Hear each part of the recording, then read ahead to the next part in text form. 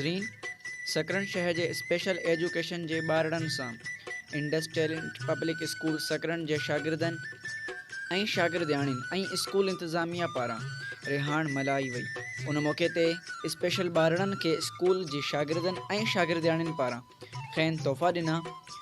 जंहिंमें अजरकूं, किताब, कापियूं, पेनूं, रांदीका, मुख़्तलिफ़ खाधे पीते जूं शयूं पिण खाराए सॼो ॾींहुं रांदि रूंद में गुज़ारे स्पेशल ॿारनि ख़ूब इंजॉय कयो। उन मौके ते अदीब माणकमला, प्रिंसिपल मजीद अब्बासी, मीडिया सेंटर के सदर कुर्बान अली उमरानी, स्पेशल स्कूल के वाइस प्रिंसिपल मोहम्मद सलीम कीरियो, मुमताज़ अली चांडियो,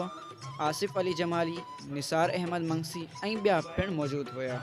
वधिक तफ़सील ॾिसंदा SMC न्यूज़ रिपोर्ट कुर्बान उमरानी। उस्ताद आहिनि जेके तव्हांजा टीचर आहिनि या तव्हांजो अमलो आहे जेको हर मोड़ ते तव्हांजी मदद करे थो ऐं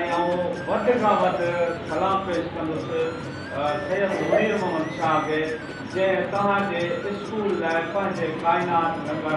ऐं जेका उन स्कीमाउनि में जेको प्लाट ॾिनो आहे उहो क़ाबिल तहसीन फ़ख्र लाइक़ु कमु आहे ऐं सलाम पेश था कयूं असीं साईं मुनीर मोहम्मद शाह खे। उन सां गॾोगॾु उतां जो प्रिंसिपल साहिबु जेको आहे जेको तव्हांजो मौजूदा आहे चांडियो साहिबु, उहो ज़बरदस्त कमु पियो करे, तव्हांजे लाइ वॾी महिनत करे पियो। अॼु असीं मुंहिंजे साथ में शामिल माणकमला पंहिंजो अदीब आहे ऐं असांजा उस्ताद आहिनि ऐं टीचर जेको अमलो आहे तव्हांखे असीं वारे वारे सां गिफ्ट ॾींदासीं। ऐं माज़ूर जेके ॿार आहिनि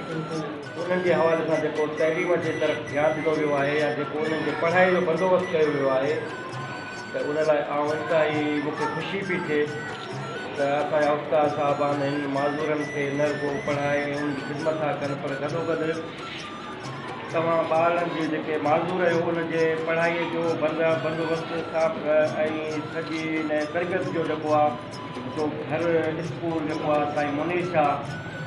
जहिड़े अदीब शख़्स जेको आहे सो उहो क्लास ॾिनो आहे या स्कूल ॾिनो आहे, असां उनखे सलाम था कयूं। फिर साईं मजीद अब्बासी इनवाइट कयोसीं माज़ूर ॿारनि असांखे ख़ुदा जी तरफ़ां हिकु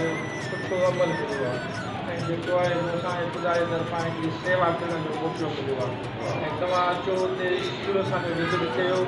तव्हां ॾिसो त हीअ ॿार हुते कीअं था पढ़नि